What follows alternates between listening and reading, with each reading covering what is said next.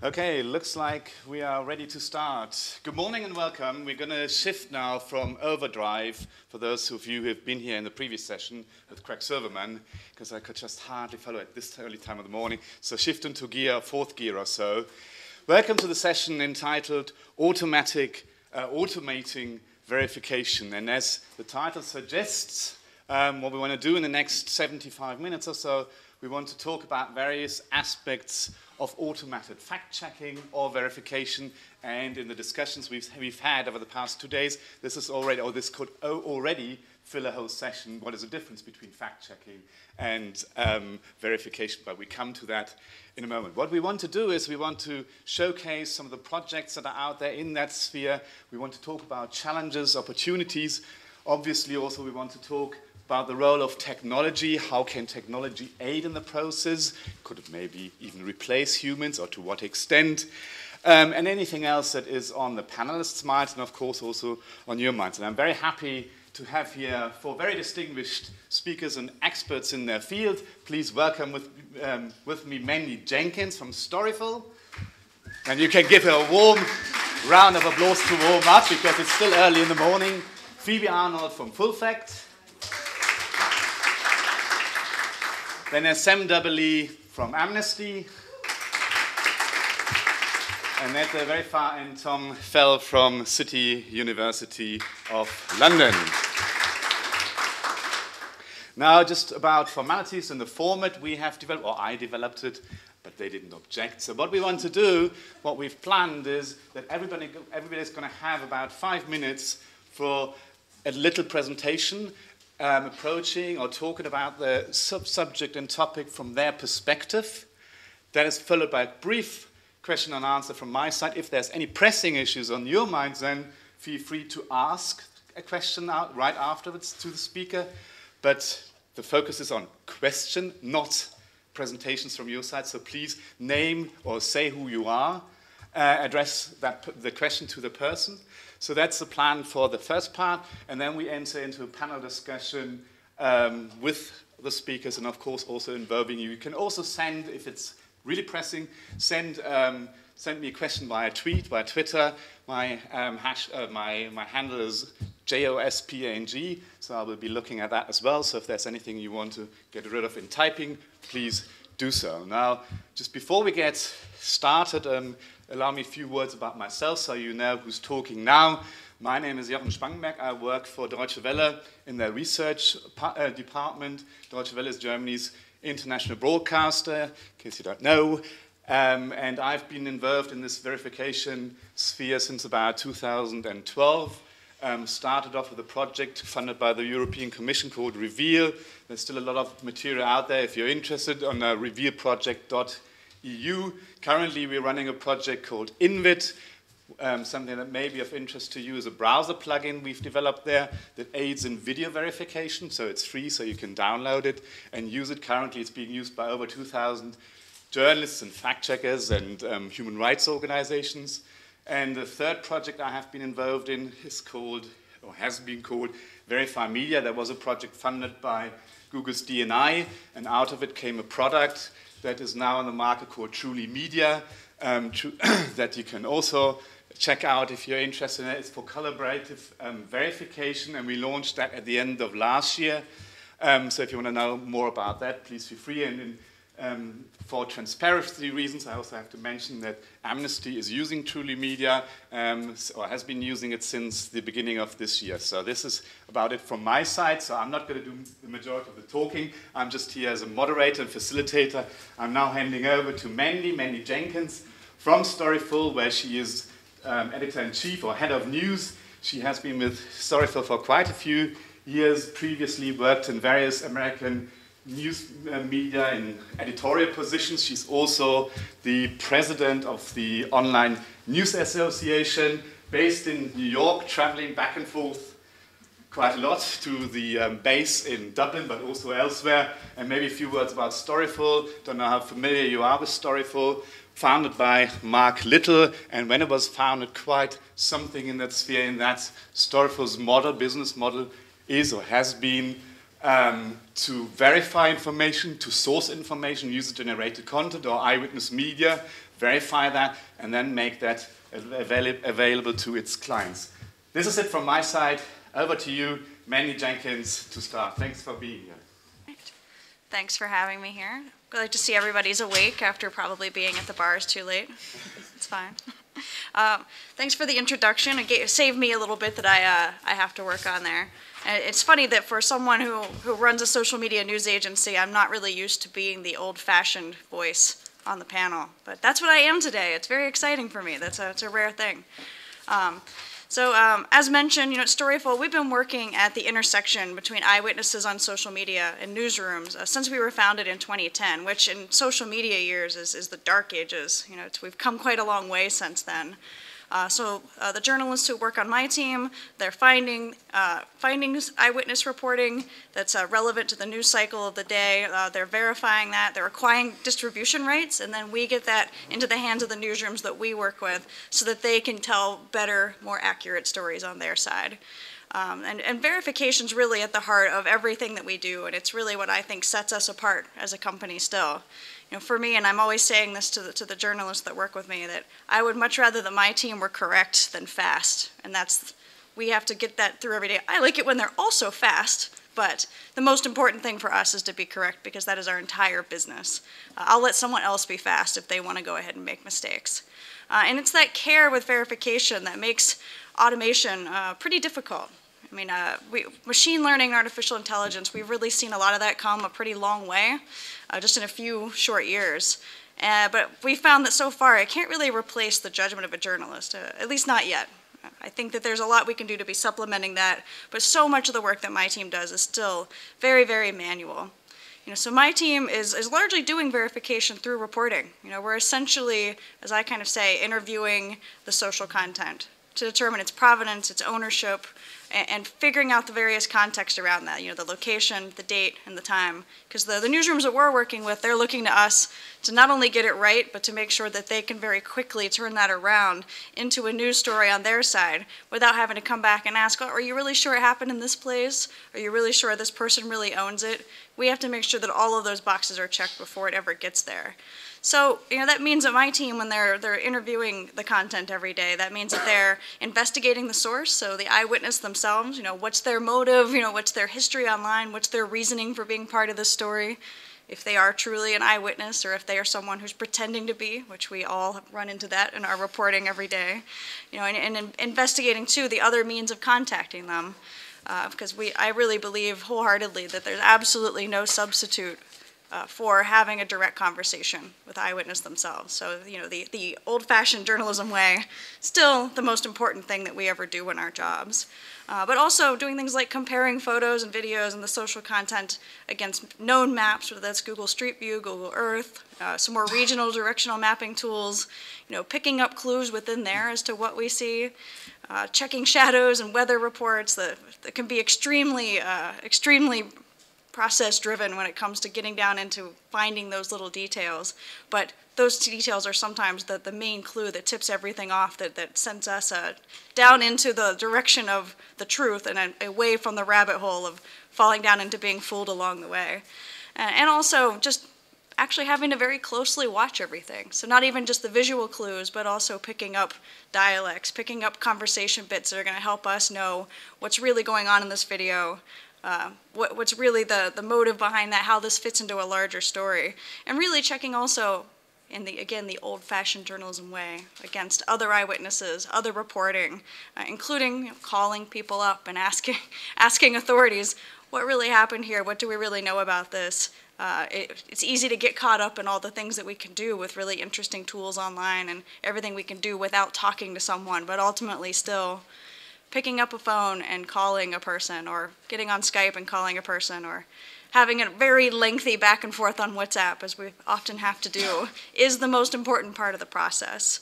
And there's certainly ways to train machines to pick up some of that, and picking out metadata, picking up some of those clues to help us go through and find all of that. We've seen that be entered into our processes and other newsroom processes along the way, whether that's things like checking EXIF info, the exchangeable file format information that's embedded in originals, if you're lucky enough to get one of those. We've seen great advances in reverse image searching, which is a big part of should be a part of any big verification process, if you saw some of that from Craig's presentation right before this one. Timestamp searching across platforms to find out the originals and finding first editions of the things that have been posted there. We have a lot of these tools and processes built into our workflows, and I think there's probably likely more to come of that. I'm very excited to hear more about other ways of speeding that up. But all of those parts are only pieces of the puzzle that really the journalist still has to put together to make sure that they're getting to the last conclusion as to what do we really know about this, what can we really say with certainty about this, and how is this fit into the larger story. We have a great deal of pretty advanced technology built into the search backend and some of the analysis, more so than the verification. So things like scanning for keywords alerts, conversation alerts along the way. That's kind of been built into any kind of social search at this point. A lot of off-the-shelf tools have that as well. So we can know if something is happening, but that still doesn't necessarily tell us everything about that. We still have to do more beyond that. And the search tech is better than ever. I mean, for now, until the platforms all get nervous and turn it off, and then we're all in trouble. But we're going to hope that never happens. But also, being able to quickly aggregate and show analysis around things like virality, velocity of sharing, the kind of the tone of conversations around particular content, that certainly helps in the verification process. And I think where we've seen the most advances in technology jumping about in some of our own internal tools is about that kind of analysis that we can sort of see right off the bat as to really the direction of conversations going, the emotions behind that, being able to pick up a lot of clues from there. But still, one thing that we run into with that, and I think it'll be interesting to see how in our conversation here that comes about, but it's very interesting to see how machines can't pick up things like sarcasm or irony, and that you can easily fool them when it comes to things like emotion detectors on a conversation. It's like, is this person sincere? I don't know. On social media, I doubt it. You kind of have to doubt people's sincerity on that. So again, those things are a help, but they're not quite to the place of being able to replace so much of the work that journalists are doing there. So I think that further automation of the verification process is a really worthy endeavor. We want to be able to focus journalist time on the more advanced aspects of reporting, and, the more in-depth contextualization and analysis, instead of having to check all the boxes. But I don't think we're there yet. I'm not holding my breath. I know that I still need to hire the best journalists that I can to do that work. But I'm eager to hear and learn about some of the more advances that are coming about in that. So, thanks. Thanks very much, Mandy. So if I could pick up on one point you just raised at the end. You said further automation would be really welcome and needed. So if you had a wish, I know it's far away from Christmas, but in what area is the need greatest, or where would you really like to see advances and support, or something that make your life and the life of the journalists a lot easier? Is there something you could pick? I think that if there were a better way to reverse, whether it's like a reverse search or even just like a provenance search for original video, because video is still just very, very difficult to make sure that we have the original and that it's got metadata in it, that would be the greatest. If we could have something that's as effective as 10i with social video, would be massively awesome. 10i for video. Is there a question directly or for Mandy from you, from the audience? Is there anything that's really burning that you'd like to ask her? Otherwise, we continue. No, that's not the case, and we'd like to continue. Thank you again. Oh, sorry, there's one. Yeah, Mark. Mark Frankel from the BBC.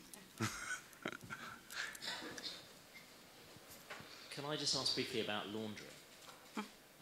Particularly the movement of data from public to private spaces, because I suspect that's probably a big issue for you in Storyful in terms of tracking of UGC sort of verification and content generally, considering how much of the stuff you simply cannot track because the data is pulled from one public platform into a WhatsApp group or into a message forum, and then where do you get that data from, and how do you then verify it? Yeah, no, it's a great question, because that is an even more manual process when we're dealing with closed networks. That usually we're only finding out that something is happening or even getting an indication of it because it's made its way onto a public platform, but it's very rarely the original that's happening there. So having to trace back through, whether that's literally just going in and asking people, you know, hey, where did this come from? Is this yours? Like, no, I got it from this WhatsApp group or this Facebook group. Getting in there. So who here was the original? And it can be extremely difficult to track that back and extremely manual to just essentially draw the lines between this Facebook group to this WhatsApp group to Reddit or 4chan and whoever they might have stolen it from there. You know, it takes a lot of essentially reporting to go back and do that, and it's extremely time consuming, but if we want to make sure we're getting the story right and we know the full context around it, then we have to go back and do that. And that's it's very difficult to get data out of those platforms, as you noted, and that's one of the places where I know no one would use those platforms if we could get the data out of it the way that it would be most useful for us. But I think at this point, it's been more noticeable than ever that we have to be putting in more time against the reporting and tracking back against the sources and where they got it from. It's essentially a rabbit hole that becomes more of a rabbit hole the more you jump into it, but it's definitely well worth it if we want to get the story right. Okay, just a very quick question in the back, and then we have to move on. So my question was, which tools are you using to check if a tweet is coming from a bot or a person? There's a few different off-the-shelf tools for that, but I mean, for one thing, we're often not kind of having to answer that question too often. I mean, we're more about verifying social content, but it does come up in the sense of verifying the sources. But I mean, they're better than ever. We've definitely have seen them fool a lot of people along the way, but it definitely gets into that exact kind of interviewing of content, of it's looking into a source and not really necessarily thinking there's a tool for that we're using. We're looking at that account and doing things like, who are they following? Who are they interacting with? When was this account created? You know, how do they interact with other people? What do they tend to share? Those sorts of things can pretty easily be detected with a lot of the crappier bots out there with their poor use of English, or they were set up and gained followers very quickly or went out and followed a lot of people very quickly. They don't interact like normal people. Those are real tip-offs for us that's an account that we can't be trusting. So it's still for us a pretty manual part of the process. Okay, thanks very much. Moving on. Next in line is Sam Dubberley. Sam is working for Amnesty International, and there he's heading the digital verification call. That's a sort of collaboration of 6 different universities. He will probably tell you which ones are involved and what they do. And previous to that, Sam has been working at the EBU, the European Broadcasting Union, heading the newsroom there. And he's also been a TAU fellow. TAU fellow. And what else has he done? He's founded Eyewitness Media Hub. He's a contributor to First Draft, which you probably know, which is a very, very fine resource if you want to find out anything, tools, tips, and so on about verification. That's it. Sam, we're interested how you at Amnesty, at the DVC, approach the topic of verification, because we're now moving into the human rights sphere, and there's quite a lot of similarities, but also a few differences, so we're eager to find out. So, unlike Mandy, I'm quite used to being the dinosaur in the room, working for a very old human rights organization, but a human rights organization that is faced with many of the challenges that newsrooms are faced with today. One of the reasons Amnesty has built the DVC, and I think it's worth talking about, is in an increasingly dangerous world. Amnesty is a human rights organization whose job it is to actually go to conflict zones, crises situations, just like news organizations is having huge troubles of access. And the bread and butter of human rights research is to go to these places and talk to people and learn about their experiences. But to give you an example, we have recently gone through a very arduous and painful process of decentralization, and we now have a lot of regional offices. One of those regional offices is in Beirut, which covers all the countries around Beirut. However, the researchers based in Beirut can only get into 3 of those countries, and one of those is Lebanon. So we're having real problems of access. So there's been a real push in Amnesty to actually understand how to use open source information, video verification, and so on and so forth, in a landscape where resources aren't expanding, where researchers are increasingly pushed to cover the crises around the world. So the Digital Verification Corps was born out of those challenges. And Amnesty is a volunteer-led organization, which has always been about how to engage volunteers. So historically, probably lots of people in this room, their mothers and fathers sat around kitchen room tables in the 1970s writing letters. We wanted to bring that into the 21st century, which is where the DVC was born.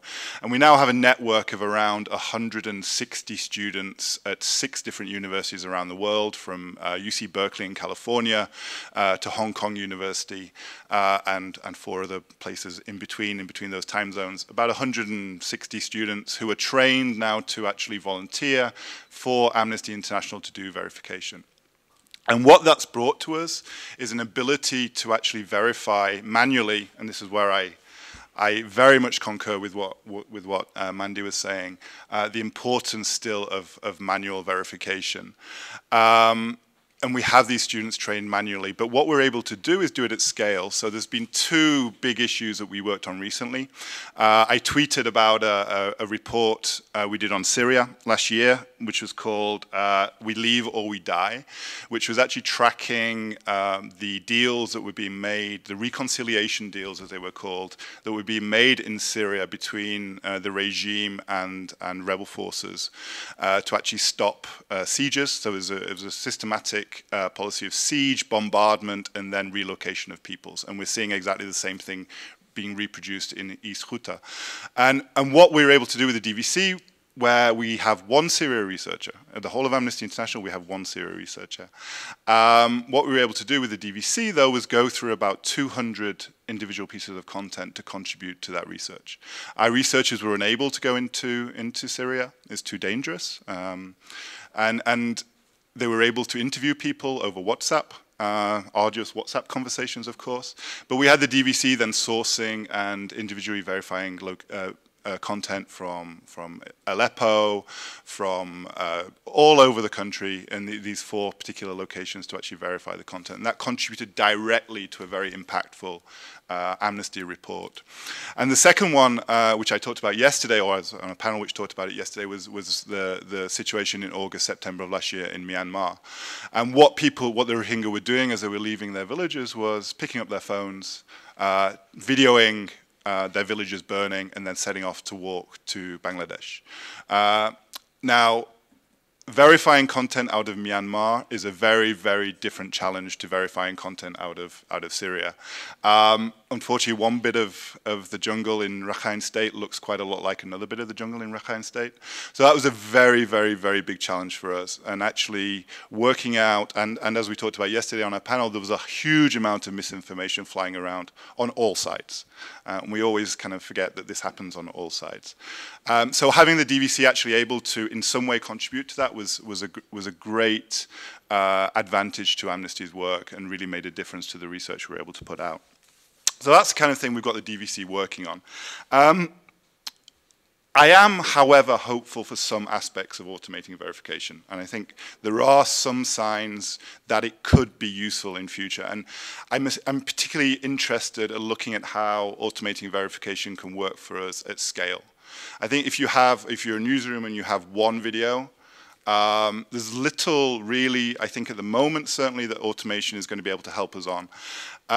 But when you've got somebody bringing out a terabyte of content from Syria, or a terabyte of content, has collected a terabyte of content in Myanmar, we're often given these hard drives, and you're like, well, we don't know what to do with them. And it's a real serious problem. You're given this data, somebody thinks, okay, I've given it to Amnesty, now this is going to change the world. And we sit there thinking, we have no capacity and no capability to go through that. And I think there are some projects out there, and I think I'm interested to hear what Tom says, because I think the key to a lot of this automation, the successful automation of verification, will come between partnerships between universities who have the time and the space and the brain power to actually look at this question, and real-life situations with organizations like Storyful, like Full Fact and Amnesty. Because we have seen some evidence that at scale, there is automated machine learning that can help us. And there's been one project that we've been working on out of a country I can't talk about at the moment because the research is forthcoming, where we had a lot of content and we were looking for vehicles. And the automated verification was able to actually identify, to some degree of success, the vehicles. Now, does that mean those videos are verified? No, it doesn't. But what it helps us do is sift down from 500 videos that we need to look at to about 150 videos that we need to look at, right? And even that is very, very, very helpful. And there's a great project also being done with an organization called the Syrian Archive. If you don't know them, please check them out. They're a really, really amazing team of people who are working on an absolute shoestring out of Berlin to do amazing work about accountability in the Syrian conflict. And they're using machine learning to identify cluster munitions, and particularly cluster munitions which are exploded and cluster munitions which are unexploded. And that we've really been seeing, they've been seeing some success there. It's a project that's going to launch later this year called, I just checked my notes, V-Frame. So run by a guy called Adam Harvey out of Berlin. I'd really recommend looking at that. So I think at scale, we have some progress that I think, working with universities in partnership, we can have some huge success. I just wanted to touch on another couple of things that keep me awake at night. I thought it might be useful to think about the things that in the future that start to keep us awake. I'm really worried about synthetic video. What I mean by synthetic video is deep fakes. If none of you have heard about them, do look up deep fakes with, I warn for your mental health, a deep degree of caution. It's obviously come out of the pornography industry, as most things seems to. But this is reproducing synthetic video. Now, I don't worry about a synthetic video which reproduces what Barack Obama says or Donald Trump says, right? That's verifiable secondhand. But what if it's something out of Myanmar where we have a synthetic video that says somebody's burned down a village, and that leads to further ethnic conflict, right? And because it's synthetic video, have huge challenges around verifying that. So I think synthetic video and what automation can do for identifying synthetic video is going to be very, very crucial. I worry a lot about disappearing video. Social media companies are coming under a lot of pressure around extremist video online from European governments and US governments, which is leading to a lot of videos which depict war crimes, not extremist videos, but they're depicting war crimes for which we want to try and help hold people accountable. They're being taken down by the social media companies very quickly, YouTube in particular, but also Facebook. This is a big, big problem for us. We see it in chemical gas attacks in Syria, where we found a video and then 30 seconds later it's disappeared.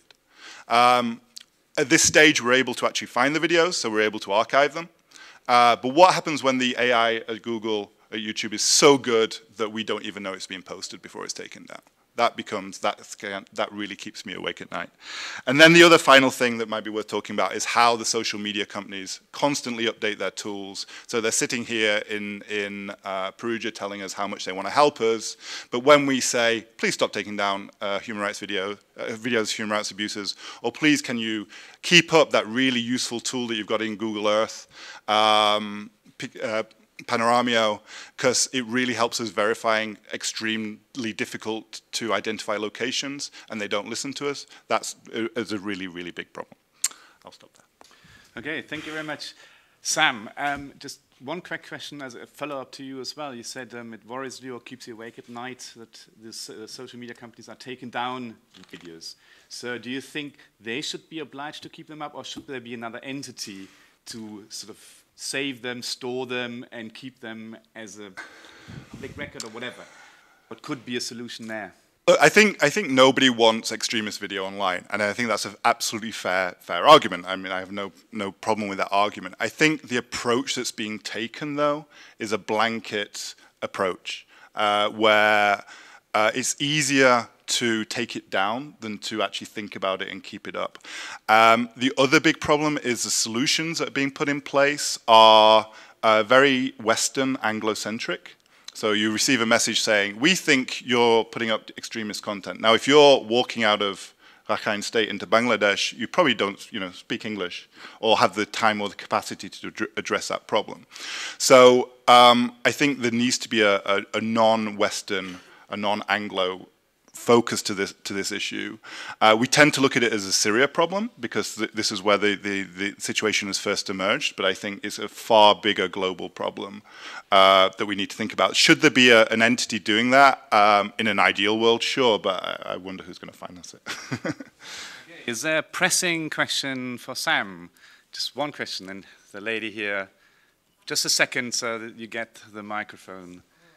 If you could say who you are and maybe where you work or who you work for so we know the angle. I'm Elysia Folkman. I'm a freelance journalist. I work in both online video and print. I'm covering the MENA region. The issue of disappearing videos has come up kind of a few times in my own work and colleagues' work.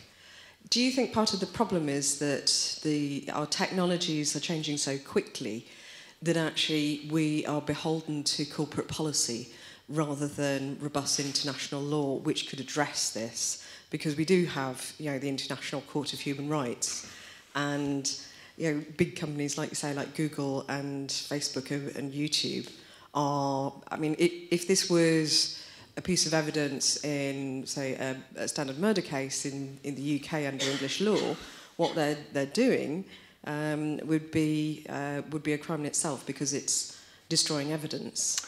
I mean, I think in fairness to YouTube in particular, when we've approached them and said, look, you've taken down this whole, the Syrian archive had something like 400,000 videos disappear last summer. Is that right, Tom? It's around that, right? Yeah? It's around 400,000 videos disappear last summer. In fairness to YouTube, when they were approached by the Syrian archive, they did take some good steps to put them back up. So they're obviously being kept, and they are approachable. So in that situation, I think it's okay-ish, just about. I think there needs to be a better process for organisations like Amnesty, Storyful, etc., to actually approach and say, look, we think you've taken down something mistakenly. As I said, my bigger concern is when the AI gets so good that it's down before we know it's even been put up. That becomes a bigger concern, and it obviously comes down to the issue as well. It's like we're putting our trust in publicly listed companies whose goals are, to make money for their shareholders. That's their ultimate goal at the end of the day. So I mean that comes with it as a problem. So I mean, but to answer that kind of destroying evidence question, I think if they are approached, they will of course reinstate it. Okay. Thanks very much. So moving on, the next one in line and ready to talk is Phoebe Arnold. She is Head of Communication and Impact at Full Fact. And Full Fact, as you can see, label themselves as a fact-checking organization, not a verification organization, a fact-checking organization. And they have, for example, fact-checked the British elections. And what Phoebe's going to do, she's going to, with slides, with beautiful images, talk about the future of fact-checking, what they do, what they have developed, how AI and machine learning is aiding in the process, and we are curious to find out. Phoebe, over to you. Okay, thanks very much. It's really exciting to be here. Thanks for coming along to this session. So yeah, Full Fact is a fact-checking organisation that operates in the UK. We check claims from politicians and journalists and lobby groups, and where we find mistakes, we go and ask for corrections, and that's my job, trying to kind of get corrections to the record and stop it happening in future. And before that, I was Full Fact's EU referendum campaign manager, and among many things, I was responsible for our partnerships live fact-checking with media outlets like the BBC, ITV News, CNN, and so on. So I'm going to quickly explain what we're doing to reduce the spread of inaccurate claims using technology, and also what we're not doing, which I think is equally important. So first of all, what we're not doing. Fact-checking is really hard. Many of you in this room are fact-checkers, and you'll know that. And a lot is being said at the moment about automated fact-checking that's going to turn out to be overblown. Some people have set out to build software that automatically classifies sentences as true or false. That's not the approach we're taking. I'm going to echo a lot of what Mandy said.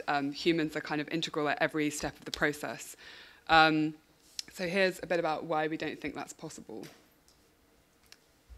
And I'm not going to read it out to you. Basically, we advised something called the Fake News Challenge last year, and they concluded that truth labeling is virtually impossible with existing AI and NLP. But we do think that it can do something useful and important, because much of fact-checking is repetitive. Politicians and journalists, they repeat the same claims over and over again, the same data comes up. So our talented fact checkers, who are skilled in everything from economics to law to statistics, are spending a lot of time looking up really simple questions when they could be looking up or researching answers to bigger questions like, is our healthcare system underfunded? Do we have enough housing for the future? So what we're trying to do with this automation work is free up our fact checkers to do the more difficult work and automate some of the simpler tasks involved in fact checking. So what are those tasks? These are the things that we've identified as the main aspects of fact checking. So monitoring, spotting claims, checking claims, publishing your fact check, and then my work, which is follow-up, kind of trying to get people to stop saying things that aren't true. And these are the bits we think we can automate, or where we think automation can help. Monitoring, spotting, and checking claims. And we're not, as I said, we're not replacing fact checkers. We're trying to help them do their jobs faster and more easily and not waste their time on little questions. And it's impossible to ask one person to spot every single claim. So, for example, that's where automating monitoring comes in. And Full Fact is known for its high-quality fact-checking, and we don't want to relinquish the kind of human judgment and nuance and context, things like, are people being sarcastic? Are they quoting what someone else has said in a sarcastic way? So what we are building. We're building two tools which run on the same underlying machinery, the engine, and we've designed it all in an open and modular way so that if fact-checkers or academics develop new capabilities, we can build them into what we've already got. And we're also working globally, so we're working with Africa Check, who work in South Africa, Nigeria, Kenya, and Senegal, and then also Chequeado, who operate in Argentina. So first I'm going to show you my favorite tool, which is called Live. And that identifies claims in real time and then provides fact checks for us or for journalists. So we're currently pulling in our own database of fact checks, Full Facts database, as well as Africa Checks and Chequeados in Argentina, and kind of trying to get those all to work equally well. And we're really grateful to our volunteers who helped us to make this work possible. We had 90 volunteers who did 25,000 annotations on sentences like this. Will she back the campaign to provide £1 billion to local councils to retrofit sprinklers in all high-rise blocks? And so they went through sentences like this, classifying them as you can see on the screen, things like personal experience, quantity in the past or present, and so on. So here's how it works. Hopefully this video will work.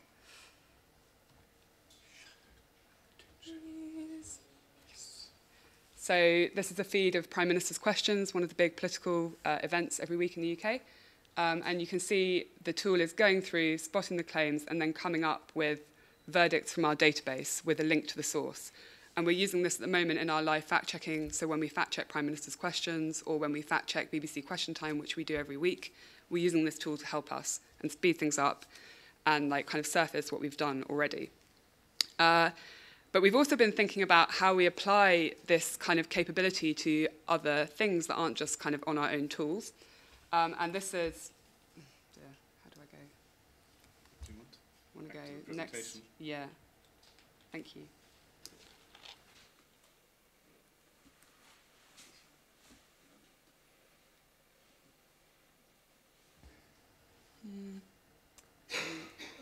Next slide. Yes. Okay. Cool. So this is something we built at a Facebook hackathon, and it's basically trying to work out whether we could put. Her government said removing funding for nurses' bursaries would create an extra 10,000 training places in this Parliament.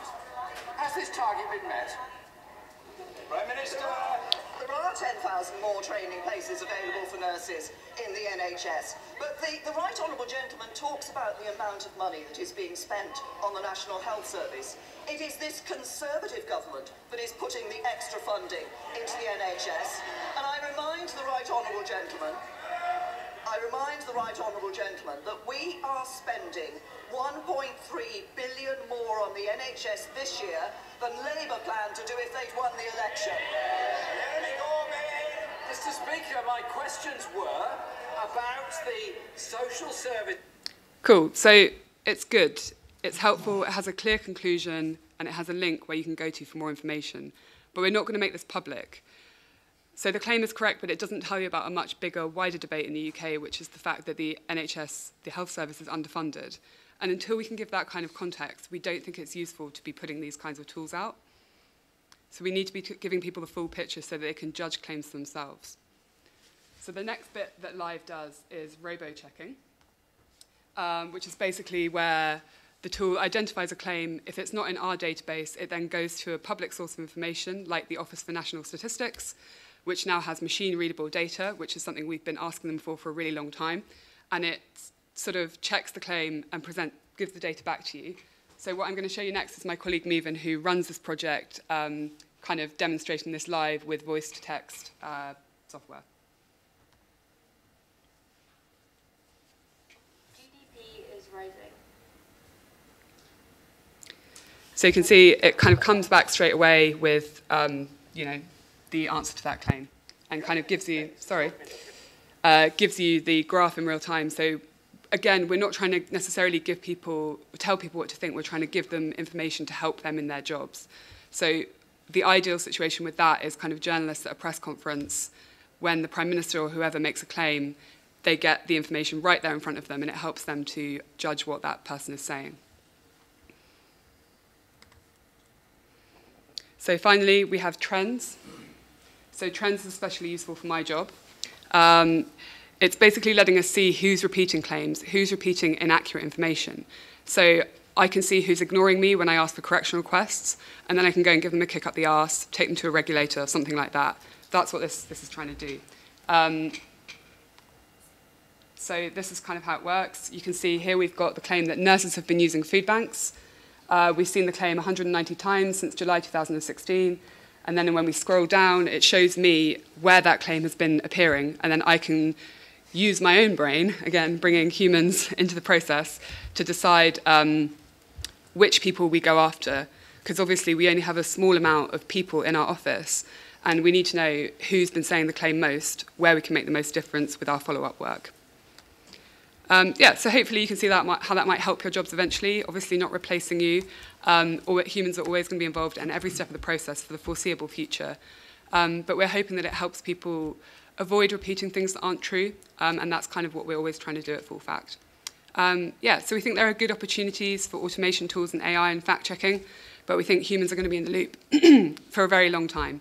And if you're interested in learning more about these, you can go and look on our website. You can ask me questions now. But I won't be able to answer most of the kind of more technical questions because I'm not the one running this project. That's my colleague, Mevan Babakar. Okay, thanks very much, Phoebe. I have there's lots of hands going up. See, that's the advantage of sitting up front. Just one quick question. So you're saying you're checking against databases. Mm-hmm. So that means you have to rely on the data in the databases. Who's checking the data that is in there and that's accurate? So the database we're using is our website, which is now essentially a database of fact checks. So it's kind of structured data. So we've got claims, conclusions, and then the link to the fact check. So in that sense, we're checking the data, and it kind of goes through our review process. So 2 people always look at every fact check. But for things like Office for National Statistics data or data that's kind of publicly available information, that would be the job of official statisticians and the regulator to make sure that that data has quality assurance. Okay, so 2 quick ones, Milena and Mark. Oh, there's lots more, so please try and be brief. Sure, I am Milena from Amnesty International. I work with Sam. We've experimented as well a little bit with automation, and what we've seen is like not 100% accuracy rates whenever you use automation. Yeah. So I'm wondering if you guys have done any studies like this, and how do you mitigate that, especially if you want to do it live? You have to account for some degree of error, and how do you deal with that? Yeah. So at the moment we have a precision rate of 76% and a recall rate of 72%. So it's okay. And again, this is why we need humans at every stage. So yeah, it's more about helping us do our jobs rather than replacing us. But yeah, my colleague Lev Konstantinovsky works on that, and he's really smart. So I'm hoping we can move those numbers up. But we will. Soon, I think we'll be bringing out a kind of public evaluation of what we've done on that front, and kind of challenging others who are working in the space to do the same. Mark? I'm really interested to know what the audience, what the audience perception is of the fact checking that you've done, because I think I was very taken with what you said about not wanting to put this out there until you get the full context. But I think there's still value in putting it out there to guide people towards what's true and what's real. But how do you know how many people are actually seeing that information and following the links or whatever you put out there back to the real story? Are you talking about live fact-checking specifically? Yeah. So the only way that we would know that is through using kind of things like Twitter metrics, looking on our website. Yeah, we do that all the time. Yeah, it's part of our... Because I think that kind of assessment is as important as designing the software in the first place. Yeah. In order to indicate whether the audience is actually... It's a bit like a debunking facility, isn't it? Because you can put the debunk out there and it doesn't algorithmically get the visibility that's necessary in order for people to take to it. Yeah, so actually we recently were thinking about whether we continue to live fact check question time, because obviously it means one of our fact checkers staying up till kind of midnight every Thursday. So we are currently working out how much difference it actually makes, how much reach our fact checks get, who goes on our website at that time of night. So yeah, it's kind of part of our process, always feeding back data into how we do our work. If I can just pick up, there's a question by John in the back, but when you do those live fact checks, where's the human in the loop there, or do you just really automate that fully? So the first video that I showed you, where it's got the feed and the fact checks coming through, usually always fact checkers would be involved in live fact checking. It used to be kind of the core staff, so I used to do the question time fact checking, but not anymore, just because there's often nuances in the way that claims are made, where fact checkers are much more able to judge whether the fact check we've got answers that question, whether the data that we can access through the ONS can answer that question. So they will always be looking at what the claim and conclusion say and thinking about whether it's actually relevant to the claim that's been made live. Okay. So John there. Hi Phoebe, this is fascinating, particularly the Prime Minister's question time and the PMQs and question time. Have you, I wasn't quite clear, did you say, have you partnered with anybody on this yet to do this, or are you just doing this yourself? At the moment, we haven't partnered externally in the UK. We've been talking to lots of people, and we'd really love to talk to people working in newsrooms and get them to test it out. But the people that we're working with mainly are Chequeado in Argentina, who are fact checkers, and Africa Check, who work across different African countries, who are also fact checkers. So it's kind of fact checkers first, then journalists, then the public in terms of the audience we're going to be going after. Okay. I think we have to leave it at that. Great that you're so interested in all this, but there's hopefully a little bit more time when we've completed the round of presentations. And the next one in line is Tom Felle. He's head of digital journalism at City University of London, and his background is in hardcore journalism, manual work, but he's now, as I said, digital journalism head at City, and he's also, among many other things, involved in a project that is D&I funded called D-Miner, or D-Miner, that aims also to support automatic fact-checking. And what this is all about and what he's doing and his approach to it, he's going to tell us right now. Thank you, Jochen, and good morning, everybody. Just to I suppose, to reiterate that I do need to declare that I have received funding from the Google D&I fund for this project. D-Miner, we needed a cool title, and I thought drop a vowel, a data miner, put it together, it looked cool. So that's where the title came from. It just seemed like a good idea at the time. I suppose just by way of background to what it is we do and what we're hoping to do. My background is as a journalist and as an investigative journalist, and I've been working with data journalism for quite a few years now, and I teach data journalism at City, and one of the things that data journalists will tell you very quickly, if you start talking to them about their processes, is that you can do basics really easily if you have a bit of skill, but you hit a wall very quickly when it comes to data journalism around the resource intensiveness of the job that investigative journalists and data journalists do. You know, if you start investigating anything complex, you could be into 20, 50, 100,000 pages of data, millions of lines of data, very, very quickly. And it's impossible to do that easily. It's very difficult to do. And we now live in a world where an awful lot of government business, of how public bodies, how the EU operates, how government operates, is done electronically. Emails, data sets, the public spending, crime, health, education, all of these areas are essentially now, in terms of how government operates, tracked using data. And so if you want to work as an accountability journalist or as a data journalist, you need to understand, I suppose, the skills that you need in that space, number one, but also you need to have a fairly high level of technical competence to be able to hold power to account, and that's really important. There are lots of stories, and I'll just give you a very simple example, where take any police force anywhere in the world. Annual reports typically say we're doing a good job, crime is down. That's the standard narrative from public bodies. They don't like admitting where they've gone wrong. But if you can get access to the raw data, if you can actually interrogate what's actually really going on in the data, very often you find different stories. Very often you find that actually crime isn't down. Crime is up in all kinds of areas. You've just picked one particular area, or you've looked at overall numbers, or you've massaged the figures. I'm a big fan of The Wire. I'm not sure if any of you've seen it. There's this wonderful phrase called Juking the Stats, where right across the city of Baltimore, the police, the education system, everyone's ruled by stats, and if you can massage the figures in a certain way, you can tell any story you like.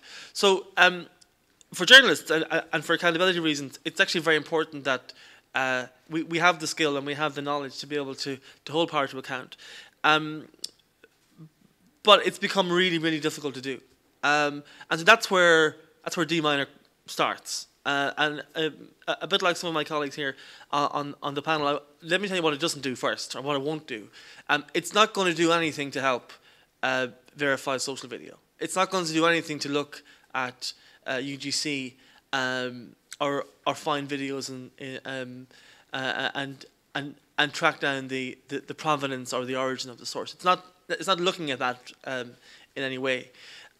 It's very much aimed at being an accountability tool and a fact-checking / verification tool and an automation tool to help journalists do their work better and to do it more quickly when it comes to very, very, very big data sets. And as I say, that's really important, because if you want to work in a digital world, you need to have tools that allow you as a journalist to automate processes, because it does get incredibly complicated and incredibly quickly. So we're just at the start of it. We're in a few months into a 2-year project. So it's going to take a while, I suppose, for this to get going. We're hoping to have a prototype and then a beta and so on in the coming months. But let me just give you a flavour of the kind of things that have come up so far in terms of our conversations with newsrooms, and in terms of some of the issues that have come up. The very first thing I think all of us are saying is that this will not AI or machine learning will not replace journalism anytime soon. You're still going to need journalists to make decisions, to use their judgment, to make calls. AI or machine learning is never going to be able to replace the good instinct of the journalist. What it can do usefully is it can help speed the process up from I have a question I'd like to investigate, and is there data that can support my hypothesis, and can I find it, and can I analyze that data in some kind of reasonable time frame? And if you think about just, and I'm going to take London as an example, if you think about the Metropolitan Police database, the UK police publish their data online, and I'm leaving aside for a second the issue that it is very dirty, you can't 100% trust it, and there are lots of mistakes in it, and you do have to check all those things out. Leaving aside those issues for a second, you're probably looking at a couple of 100,000 crimes in any 1 year.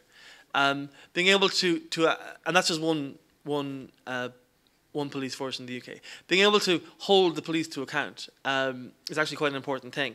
If you want to do that on a bigger level, if you want to investigate corporate corruption, if you want to look at perhaps council spending and how grants are awarded versus maybe looking at company house data, you might need quite a large team to do that, and very few newsrooms have the resources to be able to do it. So what we're building is a two-stage tool. The first stage is an API aggregator, which a lot of you in the room, I'm sure, have some experience of. It's not a particularly difficult thing to build, but for a lot of journalists, it's something that if you have an aggregator and that can be applied to any particular data source, it certainly makes life easier. The second part of it is the AI, is the machine learning, and that's where really it's just problem after problem after problem. The first issue, and it's an issue for all of any of us here in the panel, or for anyone who's doing any kind of journalism where you're looking at machine learning, is can you trust the outcome of the machine learning? Who trained the AI? There are lots of stories where AI in itself trains itself to be biased. We've seen those kinds of stories. The second issue is the audit trail.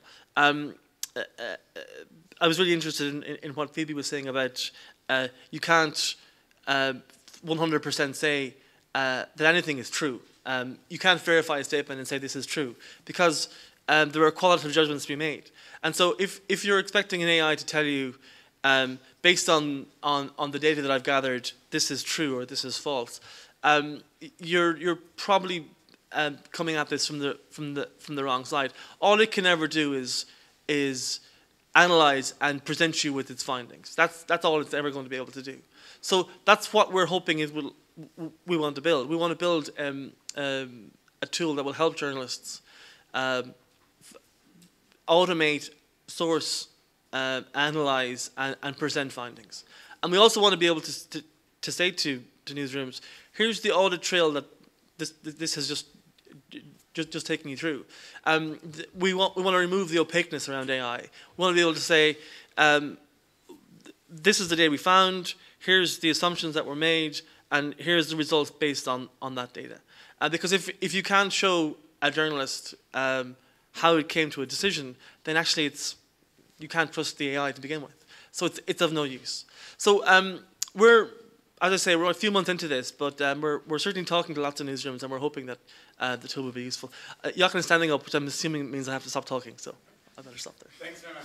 I'd also like to pick up on that and then just open to the panel and also give you the opportunity to get rid of your pressing question. But when it was mentioned now by Tom, who's still facing a lot of challenges and not presenting a solution, that bias in AI, one thing that comes to my mind instantly is transparency. How do you, the four of you, see the issue of transparency? I mean, we're having it with what Full Fact are doing. You have the claim there from the politician, instantly comes up, yes, it's true. But how do you all deal with transparency? How do you make those judgments and those things that pop up there transparent? And how do you want, another thing that I'm picking up from Tom, the issue of trust. How do you want to guarantee that your audiences trust you? So I don't know if anybody wants to start, and then I'd open up to the floor, because we've got about 12 minutes left, and we have to be out of here on time. I know there's lots of things we could talk about, but time is running. Would you like to start? Well, just really briefly, I mean, the tool that we're building, and I think a lot more of the tech companies need to be able to do this as well, is we're going to allow journalists to see the audit trail. So here's the set of assumptions that this AI made as a result of the data it found, and here's the analysis. And every step along the way, a journalist needs to be able to say, okay, that makes sense, that makes sense. This doesn't. This doesn't make any sense. And we don't know right now how Facebook makes decisions around the algorithm. We don't know how Google does. We don't know because they don't tell us. And so I think that's really important. We need to be able to actually hold the algorithms to account if we want to trust them. I can speak to that as well. I know with the work that we're doing, at least when we're distributing a piece of user-generated content or eyewitness content to a newsroom, we have to show our work. We have to go through, and whether that's using screenshots, that's using descriptions as part of the context that we're giving them. Like, this is how we came to this conclusion about what we know. So that's it. It's also got screenshots of things like our conversations with the uploaders and the conversation we had with them maybe on the phone as well, because they need to know how we came to that conclusion, and also to know that we definitely talked to them about things like ownership and provenance. I just add on that to follow up on Mandy. For us, it's also about telling people what we don't know as much as what we do know. I think that's where the transparency really, really comes in. Because if we're honest from the start about what we don't know as well, I think we get a lot further in trust.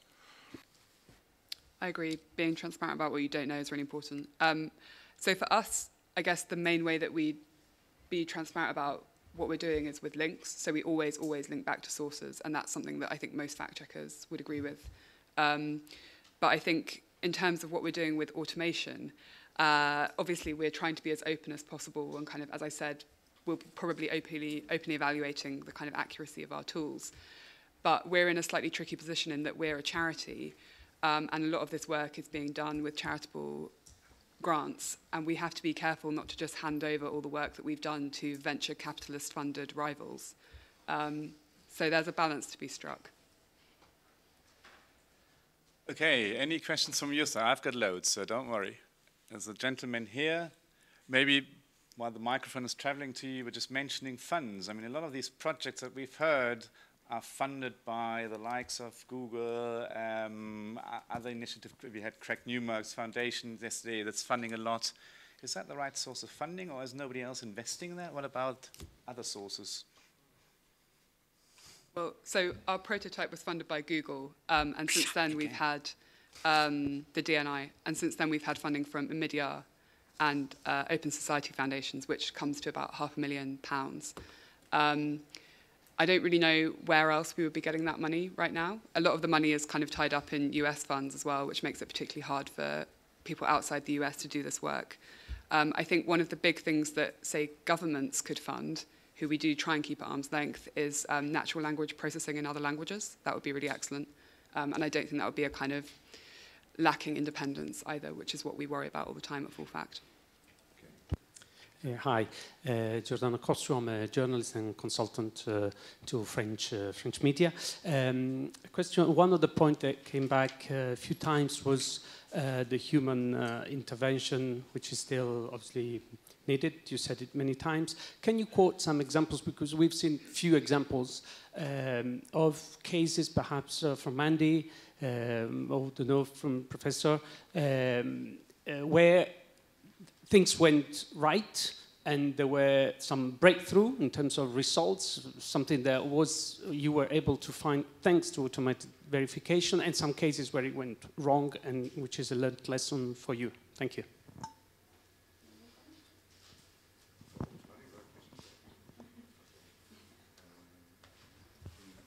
I mean, we're not using automatic verification, in the day-to-day at the moment. Certainly on Amnesty's side, I'm probably sure it's similar for Mandy. She's nodding.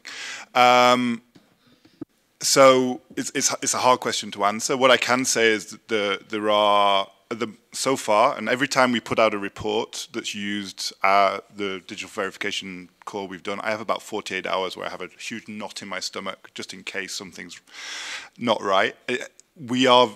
We err on the side of caution in terms of what we're putting out to make sure we get it right. So there's been a couple of instances. There was a video recently from Algeria where we had just one discrete video and no corroborating evidence. And my advice to the research team in Algeria was not to do anything with it, even though it was all over the Algerian media, because it was just too dodgy. So we tend to err really on the side of caution when we're using anything to make a human rights claim.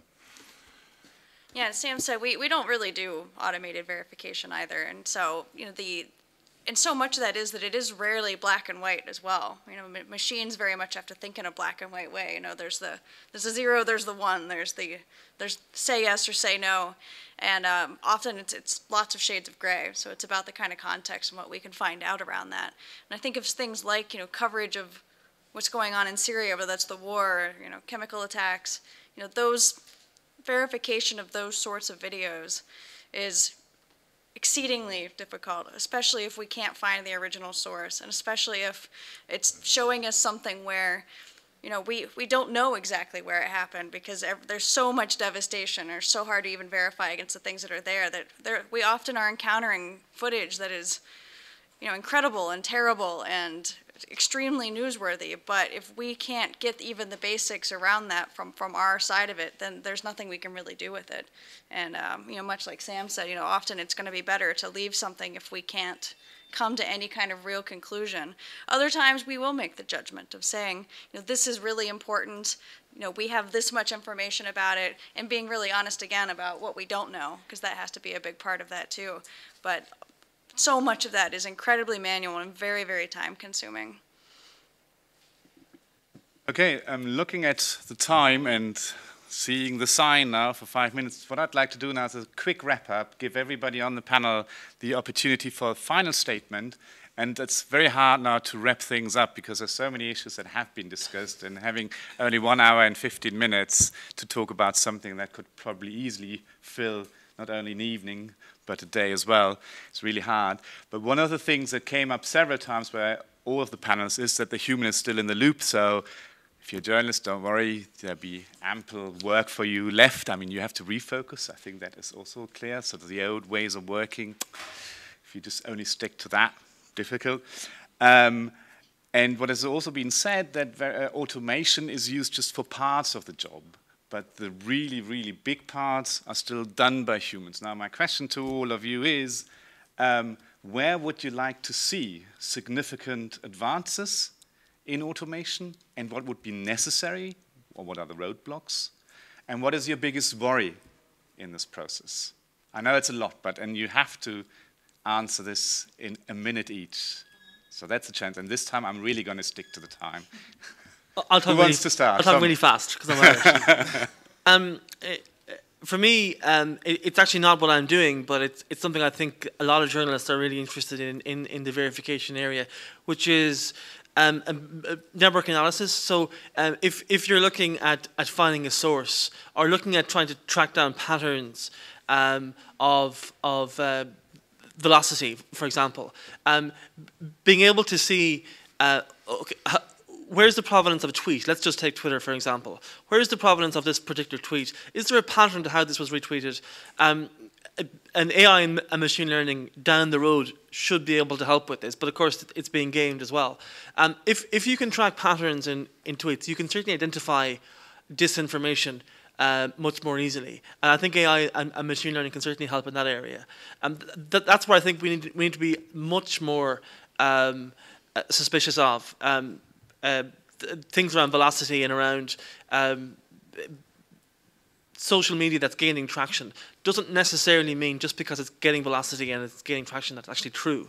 And so being able to identify those kind of network analysis tools that can help you say, well, actually, is this natural? Are there patterns here? Or is someone trying to game the system here? I think that's certainly something I think we need to see more of.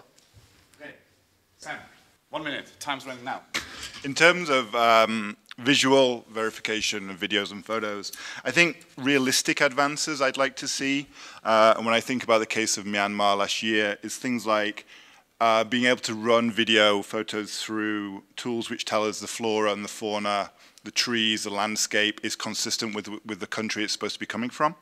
Also around vehicles, registration plates, things like that, really tangible things that would help you quickly do the verification and weed out the misinformation that's in there. In Myanmar, we saw a lot of videos, photos from Iraq, Afghanistan, which could be very quickly weeded out with something which said, no, those trees, that desert landscape is not from Myanmar. Weapons as well, I think, munitions, I think that's something, the content exists in databases, the pictures exist in manuals, they can be quite easily put together. Obviously exploded munitions makes it harder, but you often find unexploded munitions. In terms of what's necessary and the roadblock, how am I doing for time? Necessary and roadblock kind of come together, which is basically about the data. When it comes to visual verification, you need loads and loads and loads of data. And by the time you have that data, the event's over. So it's hard to then replicate. So I think that's a necessary thing, but it's also the roadblock. Thank you. Mandy. In addition to what Sam said, that would be awesome. But I think also, I think that there are ways that we could be pulling out information that can tell us about essentially how many times something's been copied, about how many times it's been put across networks. That there are patterns in that, and we haven't really seen any tools yet that have developed that, but it seems like that should be a realistic goal to aim for. In terms of roadblocks, I think that a thing that we have to all be worried about is that, privacy, while we all welcome it, is also going to be the thing that's going to keep us from doing a lot of this, because we require a lot of data, and it requires people to give us their data and let up some of their privacy to have this be part of our news gathering process. So that's a big roadblock potentially for us. Thank you. Phoebe. I'm going to be really quick. We have really good natural language processing in English, but not in other languages. Spanish, some African language pidgins. Like, it basically means that we can't use our tools in the places that our partners are working. So developing those would be great. And similarly, having machine-readable public data is the biggest roadblocker. If we don't have that, we can't do Robbo Checking. And we're so lucky in the UK to have reliable statistics, but also now machine-readable statistics for some data sets, and that's changing the ballgame. I'm afraid this is all we have time for. Thank you very much, Tom Felle, Sam Dubberley, Mandy Jenkins, Phoebe Arnold, and especially thanks to you for coming. Thank you. Friends, if you want to go deeper. Thank you. Yes? Thank you very much. Thanks for sticking to that.